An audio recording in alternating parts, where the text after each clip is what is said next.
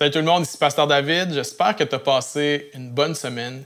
Bienvenue à tous et bienvenue à ceux qui n'ont pas l'habitude d'aller à l'Église. On espère que tu vas vivre une belle expérience aujourd'hui avec nous. On est dans une série qui s'intitule « Toutes choses nouvelles » et le titre du message d'aujourd'hui, c'est « Une nouvelle vitesse ». Est-ce que tu as déjà eu le sentiment comme moi que ça va trop vite, d'être essoufflé, d'être fatigué? Pendant des millénaires, le rapport que l'être humain entretenait avec le temps, c'était relativement stable. Mais au 21e siècle, ça va tellement vite. Qu'est-ce qui nous est arrivé? La plupart des historiens pointent à l'année 1370, parce que cette année-là, c'est la première fois qu'une horloge publique a été érigée dans la ville de Cologne, en Allemagne. Avant ça, tu te couchais avec la lune, tu te levais avec le soleil, tu étais dans un cycle naturel. Mais à partir de ce moment-là, le cycle naturel est devenu plus un cycle mécanique. 1879, Thomas Edison invente l'ampoule électrique. On peut travailler le soir et les êtres humains sont passés en moyenne de 11 heures de sommeil par nuit à maintenant 7 heures. Et la vie s'est mise à aller plus vite. Dans les années 60, on a vu l'apparition de commerces qu'on appelait des dépanneurs qui étaient ouverts le soir et la fin de semaine. Et en 1990, une date importante, les magasins ont commencé à être ouverts le dimanche. Et la vie s'est mise à aller plus vite. 2007, l'année où on entre dans l'ère digitale. Steve Jobs met un ordinateur portatif dans nos mains et tout s'est mis à aller très vite. La question, c'est qu'est-ce que cette vitesse-là vient faire à notre âme? Je ne suis pas ici pour plaider pour un retour à une ère pré-digitale. Par contre, je crois qu'il faut saisir l'opportunité que la COVID-19 nous donne pour trouver une nouvelle vitesse dans nos vies. Parfois, on veut aller tellement vite qu'on va plus vite que Dieu. À quelle vitesse va Dieu? Une des métaphores que la Bible utilise pour parler de la marche spirituelle, c'est de marcher avec Dieu. Et la première référence, c'est au début de la Bible, dans Genèse, chapitre 3, verset 8, ça dit ceci. « Alors ils entendirent la voix de l'Éternel Dieu qui parcourait le jardin vers le soir, et l'homme et sa femme se cachèrent loin de la face de l'Éternel, au milieu des arbres du jardin. » La première mention de Dieu qui marche dans la Bible, c'est dans la Genèse. Chaque soir, Dieu venait et Dieu marchait avec l'homme et la femme. Le Dieu de la Bible, c'est un Dieu qui marche. Maintenant, la chute de l'homme, l'entrée du péché dans le monde est venue briser la marche avec Dieu. Et la question qui se pose à ce moment-là, c'est qu'est-ce qui se passe? Est-ce possible de marcher avec Dieu? L'auteur de la Genèse poursuit dans Genèse chapitre 5. Il donne la généalogie d'Adam. Et il dit ceci au verset 4. « Les jours d'Adam, après la naissance de Seth, furent de 800 ans, et il engendra des fils et des filles. Tous les jours qu'Adam vécut furent de 930 ans, puis il mourut. » Dans cette généalogie de Genèse chapitre 5, il y a un pattern qui revient à chaque fois. Il vécut, il engendra, il mourut. Il vécut, il engendra, il mourut. Et de génération en génération, c'est la même chose. Jusqu'à temps qu'au verset 21, il y a un homme du nom de Enoch. Enoch est le 7e dans la lignée. 7 est un chiffre important dans la Bible. Et Enoch, âgé de 65 ans, engendra Mathushéla. Enoch, après la naissance de Mathushéla, marcha avec Dieu. Et il engendra des fils et des filles. Tous les jours d'Enoch furent de 365 ans. Enoch marcha avec Dieu, puis il ne fut plus parce que Dieu le prit.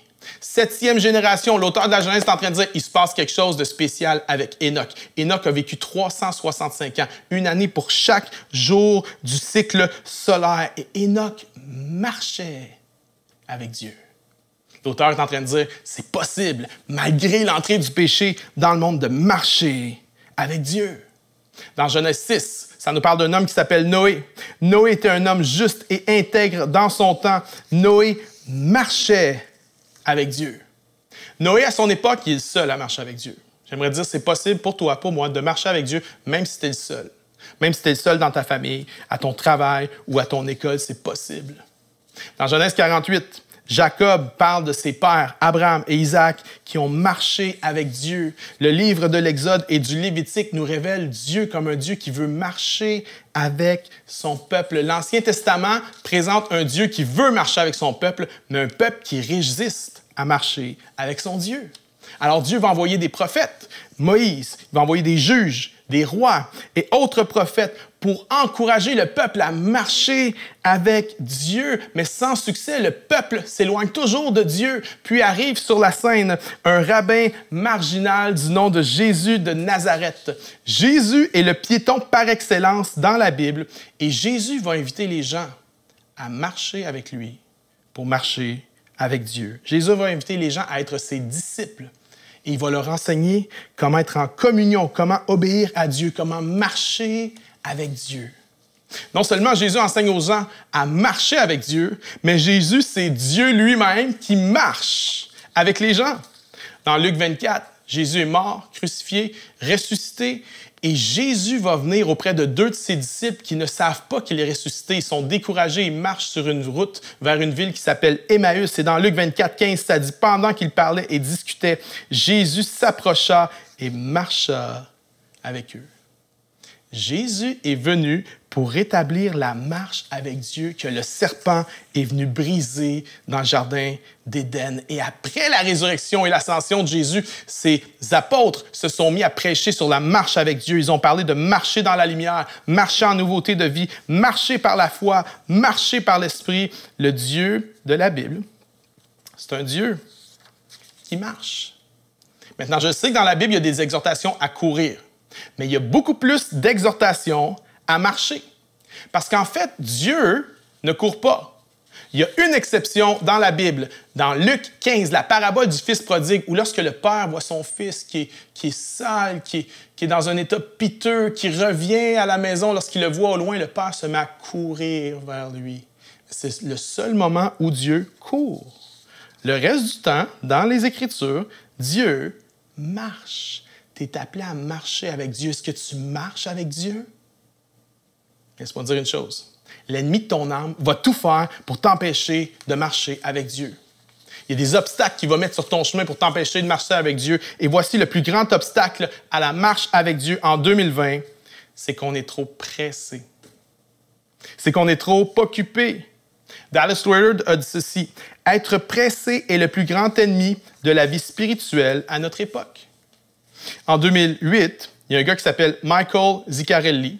Il a mené une recherche sur la croissance spirituelle et il a mené cette recherche auprès de 20 000 chrétiens de partout dans le monde et il a identifié être trop occupé comme étant l'obstacle majeur à la croissance spirituelle des gens parce qu'on vit dans une culture du pressé et de l'occupé. Mais vois-tu, le problème à tout le temps courir, c'est que tu risques de courir plus vite que Dieu. Walter Adams a dit ceci. Marcher avec Jésus est de marcher à un rythme lent et non pressé. Être pressé est la mort de la prière. Oh. Il y en a qui viennent de comprendre pourquoi tu as de la misère à prier. Être pressé, c'est la mort de la prière. Cela entrave et gâche notre travail, mais ne l'avance jamais. En fait, tout le temps courir, c'est un comportement immature. Ma femme Karine et moi, on est parrains d'une petite fille qui s'appelle Jade. Elle vient d'avoir 2 ans. Elle est dans une phase où elle court tout le temps. Elle se déplace du salon à la cuisine en courant, de la cuisine jusqu'à la chambre, toujours en courant. Toujours courir, en fait, c'est un comportement immature. Les vieux prédicateurs aimaient raconter cette histoire d'un explorateur anglais du 19e siècle qui avait embauché des villageois africains pour l'accompagner à aller cartographier une région africaine qui était non répertoriée. Et ils se sont enfoncés dans la jungle pendant 3 jours et l'explorateur était très satisfait du rythme auquel il avançait. Et la 4e journée, il s'est levé en se disant « Aujourd'hui, on va aller encore plus vite ». Et lorsqu'il est sorti de sa tente, il était horrifié de constater que tous les villageois qu'il avait engagés pour l'aider refusaient d'avancer. Ils ont dit ceci, « On s'est déplacé trop vite depuis 3 jours. On veut maintenant donner le temps à nos âmes de rattraper nos corps. » Vois-tu, pressé, c'est anti-spirituel. Il y a un combat spirituel aujourd'hui contre nous. L'ennemi est contre nous et ça ne ressemble pas à des collants, une fourche et des cornes, mes amis. Aujourd'hui, le combat spirituel, c'est bien plus susceptible de ressembler à une notification sur ton téléphone pendant que tu es en train de prier, pendant que tu es en train de lire la Bible. Ça risque bien plus de ressembler à La tentation de faire un party de Netflix pendant 3 jours. Ça ressemble bien plus à la dopamine de regarder une vidéo après une autre sur Instagram, à la dépendance et l'addiction de travailler trop ou d'avoir trop d'engagement, d'avoir une vie qui roule à toute vitesse. Moi, je crois qu'on a besoin, et il faut utiliser cette période-là pour se réaligner. On a besoin d'une spiritualité qui ralentit. Il y a quelques mois de cela, l'année dernière, je me suis aperçu que lorsqu'on me posait la question « Comment ça va ?», ma réponse était toujours pareille. « Ça va bien, occupé ». À un moment donné, je me suis aperçu que toute mon identité était occupée. Je me suis dit, ce n'est pas normal. On a besoin de ralentir pour se rappeler, je ne suis pas mon travail, je ne suis pas mes études, je ne suis pas une machine, je ne suis pas un faire humain, je suis un être humain. C'est pour ça que la semaine dernière, j'ai convoqué tout le staff de la chapelle à une journée de jeûne et prière. J'ai dit, les amis, on n'a jamais été aussi occupés qu'en ce moment. On va s'arrêter pour ralentir. Maintenant, je ne suis pas en train de dire qu'il n'y a pas de la place pour être pressé dans nos vies. Il y a des moments où il faut l'être. Hein? Si ta femme est enceinte de 9 mois puis elle crève les seaux, c'est correct que tu sois pressé. Si ton enfant de 2 ans se retrouve dans la rue puis qu'il y a une voiture qui s'en vient, c'est correct d'être pressé. Mais si on est toujours pressé, ça démontre un problème de cœur. Si on est trop occupé, ça démontre un problème de l'âme. Voyez-vous, dans le palmarès des gens très occupés, il y a les médecins, il y a les avocats, et plusieurs disent qu'en 3e, c'est les pasteurs. Bon, je ne parle pas de moi, là, bien sûr, je parle des autres pasteurs. Moi, je suis totalement en contrôle sur ma vie, puis je n'ai pas de problème avec ça. Ceux qui me connaissent bien le savent. Non. Ceux qui me connaissent bien savent que j'ai tendance à être trop pressé. Mais voici le truc. As-tu vu Jésus quelque part dans les évangiles pressé? Imagine-toi, on peut même pas le concevoir. Tu sais, un Jésus stressé. Ah, man, trop d'affaires à gérer, là, j'en ai trop. On peut même pas penser à ça. Jésus n'était pas pressé. Jésus a vécu 33 ans et il a commencé son ministère à 30 ans. Moi, de mon point de vue, si tu es pour mourir à 33 puis tu veux changer le monde, commence donc à 3 ans, pas à 33 ans, mais Jésus, lui, pas pressé. Jésus s'en va guérir la fille d'un homme qui s'appelle Jairus, est en danger de mort, et Jésus prend le temps de s'arrêter sur la route pour guérir une femme qui avait une perte de sang depuis 12 ans. Jésus n'est pas pressé. Lorsque Jésus entend dire que son ami Lazare est malade, ça nous dit dans Jean 11,6 que lorsqu'il apprit que Lazare était malade, il resta encore 2 jours dans le lieu où il était. Jésus n'est pas pressé. Corrie ten Boom, qui est une survivante de l'Holocauste, a dit ceci. « Si le diable ne peut pas te faire pécher, il va te rendre occupé. » Lorsqu'on est trop occupé, ça détruit notre relation avec Dieu, ça détruit notre relation avec les autres, et ça détruit notre relation avec nous-mêmes. Et on devient anxieux, fatigué, stressé. Avouons-le, souvent, là, c'est impossible pour nous d'avoir une vie émotionnelle et une vie spirituelle en santé dû au simple fait qu'on est trop pressé et trop occupé. On a besoin d'une vie spirituelle qui ralentit. Carl Jung, célèbre psychiatre suisse, a dit ceci. « Pressé n'est pas du diable. Pressé est le diable. » On sait que ce n'est pas tout à fait vrai, mais on sait aussi que ce n'est pas tout à fait faux. Parce qu'en fait, être pressé, ce n'est pas chrétien. Pressé, j'aimerais vous suggérer, c'est même anti-chrétien. Quelle est la plus grande valeur dans le royaume de Dieu? La plus grande valeur de Jésus? La réponse est simple, c'est l'amour. Jésus l'a mis clair là-dessus. Hein? Tu aimeras le Seigneur ton Dieu de ton cœur, de toute ton âme, de toute ta force, de toute ta pensée. C'est le plus grand commandement. Voici le 2e. Aime ton prochain comme toi-même. L'amour est la plus grande valeur dans le royaume de Dieu. Mais voici, l'amour, ça coûte du temps. Ceux qui sont en couple, ceux qui ont des enfants, ceux qui ont des amis savent très bien que c'est le cas. Et moi, mes pires moments en tant que père, mes pires moments en tant que mari, mes pires moments en tant qu'être humain, c'est les moments où je suis trop occupé, je suis trop pressé, où je suis en retard, où j'ai mis trop de choses sur ma to-do list et c'est complètement irréaliste. C'est mes pires moments. Et j'aimerais te proposer, c'est peut-être tes pires moments aussi. Si tu as des enfants, pense à comment tu agis avec eux quand tu es en retard puis il faut quitter la maison puis entrer dans la voiture pour aller à l'église. Est-ce que ça ressemble à l'amour? Je pense pas. Il y a un théologien japonais qui s'appelle Kosuke Koyama et il a écrit un livre fascinant qui s'intitule « Le Dieu à 3000 à l'heure ». 3000 à l'heure, c'est 4,7 km/h, c'est la vitesse à laquelle un être humain marche. Et il a basé tout son livre là-dessus et il dit ceci: « Dieu marche lentement parce que Dieu est amour. S'il n'était pas amour, il aurait été beaucoup plus vite. L'amour a sa vitesse. C'est une vitesse intérieure. C'est une vitesse spirituelle. C'est une vitesse différente de la vitesse technologique à laquelle on est habitué. Elle est lente, mais elle règne sur toutes les autres vitesses parce que c'est la vitesse de l'amour. » L'apôtre Paul, lorsqu'il vient donner sa grande définition de l'amour dans 1 Corinthiens 13, commence en disant quoi? L'amour est patient.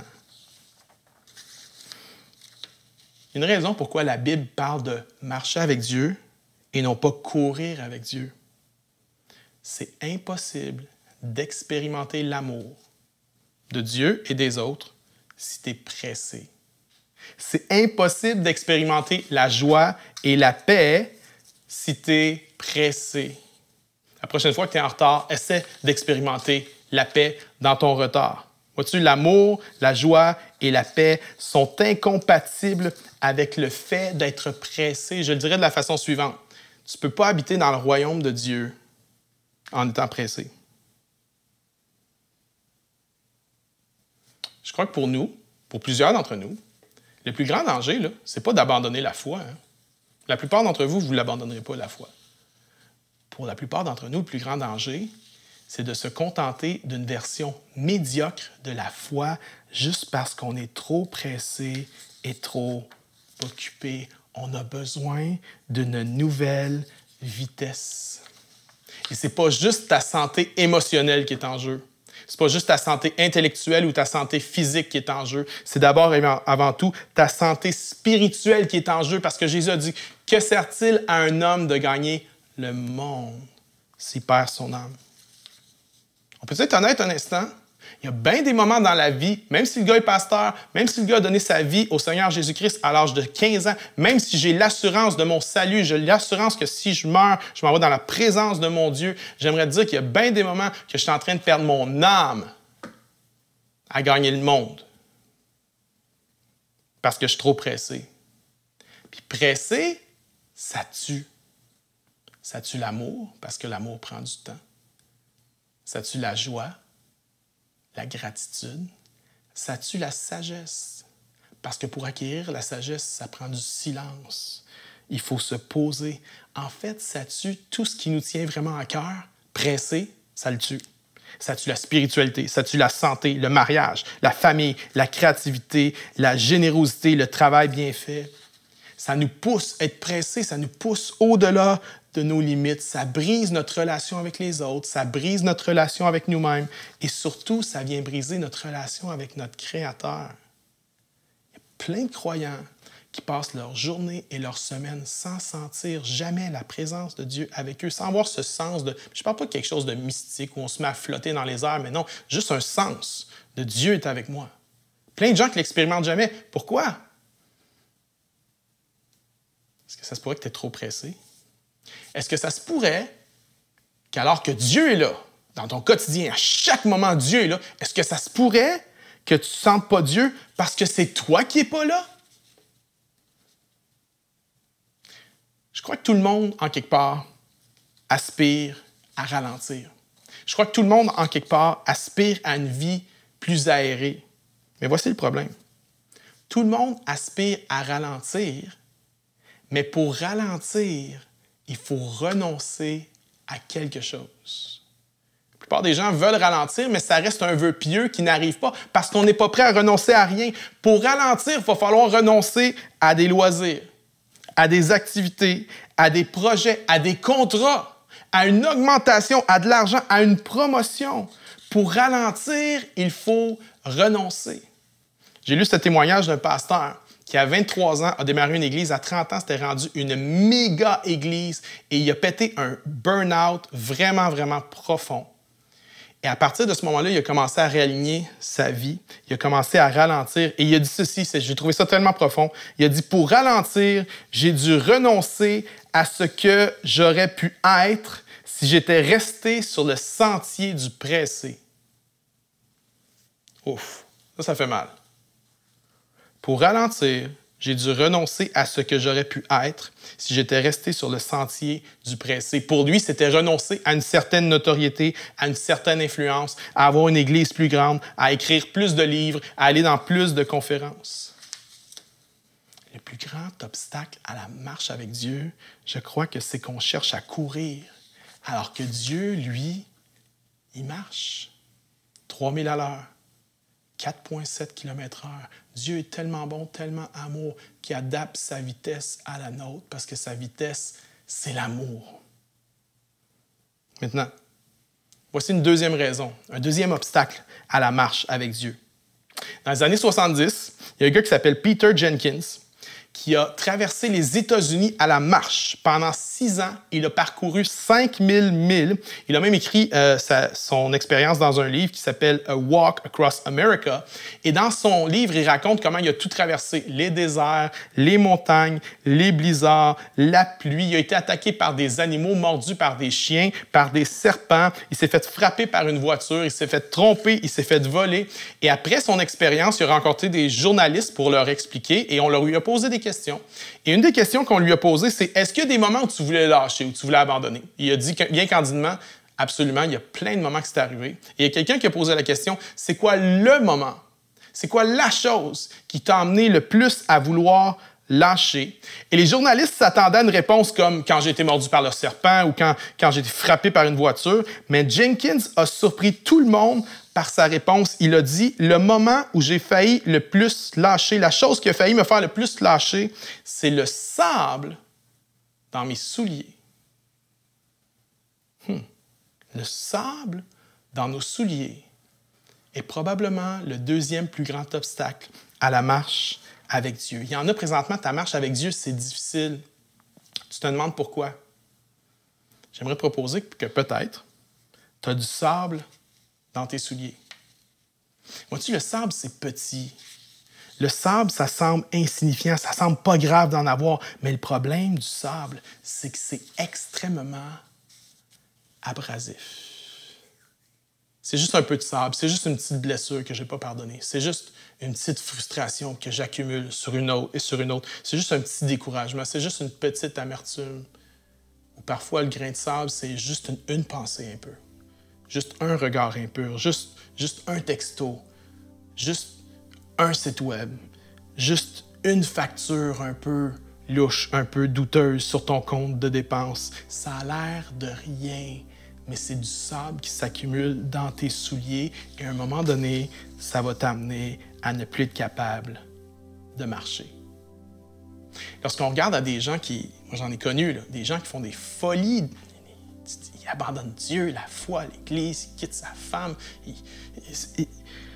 la folie, là. Et on regarde à ça et on se dit, mais man, c'est arrivé tout d'un coup. J'aimerais vous proposer que ça n'arrive jamais tout d'un coup. J'aimerais vous proposer que ces gens-là ont laissé juste le petit grain de sable s'accumuler dans leurs souliers, puis ils n'ont pas dealé avec. Lorsqu'on va à la plage, nos pieds sont mouillés, le sable s'accumule, colle à nos pieds. Je ne sais pas si tu as remarqué comment c'est difficile de s'en débarrasser, comment c'est difficile d'enlever le sable sur nos pieds. Mais voici la bonne nouvelle. Jésus n'a jamais eu l'intention pour toi que tu nettoies tes pieds toi-même. Jésus est venu lui-même pour nettoyer nos pieds. Dans Jean chapitre 13, Jésus va laver les pieds de ses disciples et Pierre, par orgueil, dit « Non, non, pas question, Seigneur, tu ne me laveras pas les pieds. » Et Jésus va lui répondre ceci, « Si je ne te lave pas, Pierre, tu n'auras pas de part avec moi. » Et Pierre a répondu, « OK, Seigneur, lave-moi non seulement les pieds, mais aussi la tête et les mains. » Et Jésus va nous surprendre par sa réponse. Jésus va dire, « Pierre, tu n'as pas besoin que je te lave la tête puis les mains. Je t'ai déjà nettoyé. Tout ce que tu as besoin, c'est que je te nettoie les pieds. » Vois-tu, lorsque tu es en Jésus-Christ, tu as été pardonné, tu as été purifié, tu as été lavé.